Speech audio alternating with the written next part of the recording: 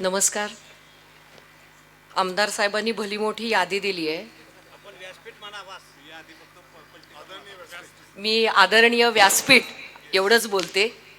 सगळेच मान्यवर, ज्येष्ठ निवडून आलेले उमेदवार, माझे सगळे सहकारी, माझ्या सासूबाई, कुटुंबीय, भारतीय जनता पार्टी आणि राष्ट्रवादीचे सगळेच पदाधिकारी आणि माझे लाडके फलटणकर,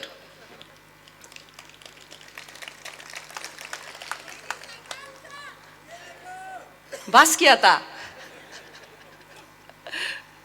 खरं सांगायचं म्हटलं तर प्रत्येक वेळेला मी अशी पळत असते की समोरच्याला असं वाटतं की मीच उभी आहे.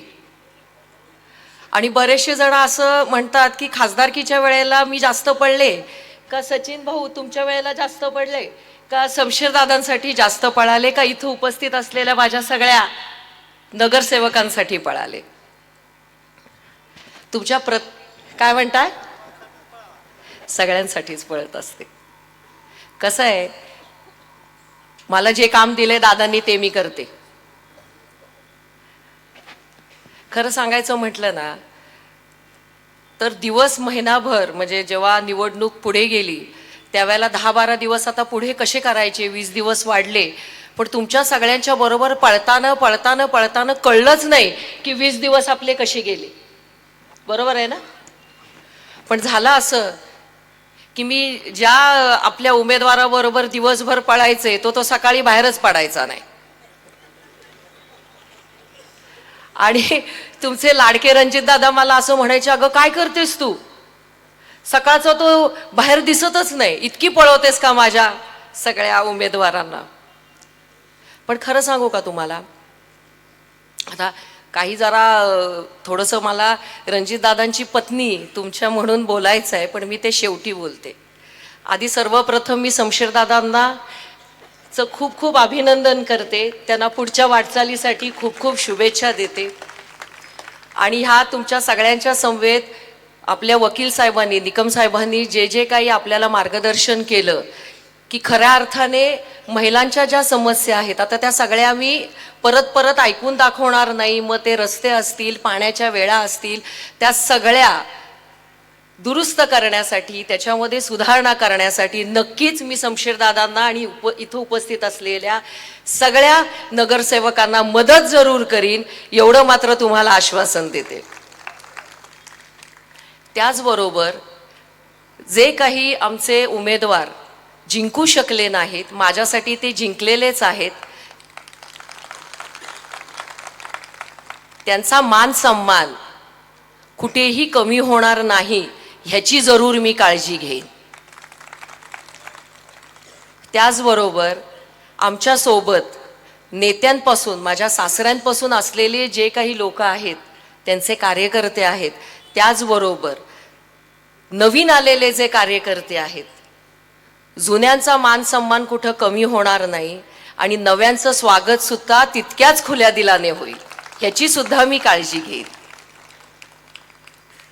आणि आता सर्वात महत्त्वाचं, मला असं वाटते 2 महिने झाले असतील रणजितदादांनी इथे एक जाहीर सभा कम प्रेस कॉन्फरन्स घेऊन, बरोबर आहे.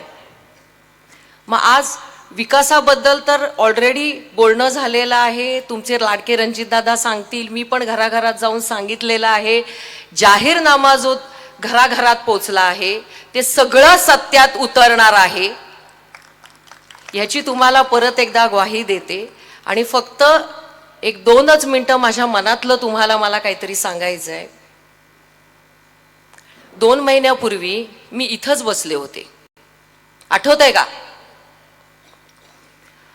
आणि झालेल्या आरोपांवर तुमचे लाडके रणजितदादा इथे स्क्रीन लावून त्याची उत्तरं देत होते, बरोबर आहे ना.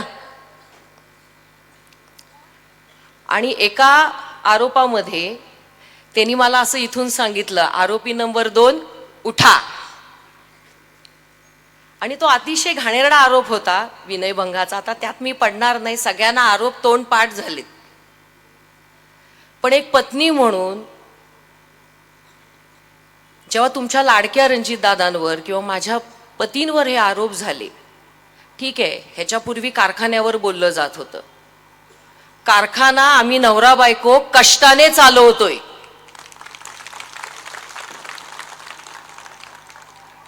कुणाकडनं घेतलेला नाहीये तो. त्याचे सिव्हिलच्या कामापासून आम्ही तो चालवतोय. स्वतः जातीनं लक्ष देऊन धडपडतोय. अडचणी येत आहेत पण स्वतःच्या हिमतीवर चालवतोय, भाड्याने दिलेला नाही. त्याच्यावरचे आरोप सुद्धा सहन केले. पण जेव्हा तुम्ही इतक्या खालच्या पातळीवर जाऊन आरोप करता त्यावेळेला पत्नी म्हणून मला ते सहन झालं नाही. कारण त्या दिवशी ह्यांच्या डोळ्यात इथं पाणी होतं, माझ्या मुलींच्या डोळ्यात इथे पाणी होतं आणि हे मी विसरू शकत नाही आणि माफ पण करू शकत नाही. हितच तुम्ही सगळ्या जणींनी दृष्ट काढली होती ना, दुधाभिषेक केला होता, हितच त्यांचे अश्रू सांडलेत ना. ठीक आहे, मला शमशेरदादा आलेत निवडून, नगराध्यक्ष झालेत, सगळे उमेदवार आपले चांगल्या पद्धतीनं निवडून आलेले आहेत. मला त्याचं समाधान जरूर आहे, आनंद पण आहे. पण माझ्या मनावरच्या जखमा अजूनही भरून निघालेल्या नाहीत. आणि इथं उपस्थित असलेले व्यासपीठावरती जेवढे बसलेत सगळे निवडून आलेले, पराभूत झालेले सगळे, आणि इथं समोर बसलेले माझे सगळे रणजितदादांचे लाडके कार्यकर्ते, तुमच्याकडनं मला एक शब्द हवाय. तुम्हाला जर असं वाटत असेल की वहिनी साहेबांच्या मनावर झालेली ही जखम जर भरून आणायची असेल तर येणारी पंचायत समिती, जिल्हा परिषद एकजुटीनं एकमेकांच्या सहकार्यातनं कुठल्याही प्रकारचे मनामध्ये हेवे दावे न ठेवता, रुसवे फुगवे न ठेवता, उद्दिष्ट समोर ठेवून की जिंकायचंच आहे. अजून जोरात आवाज कुठपर्यंत गेला पाहिजे? फलटण पर्यंत की पुण्यापर्यंत? परत एकदा घ्यायचं ना सगळं इथून पुढच्या सगळ्या सत्ता ताब्यात. धन्यवाद. जय हिंद, जय महाराष्ट्र.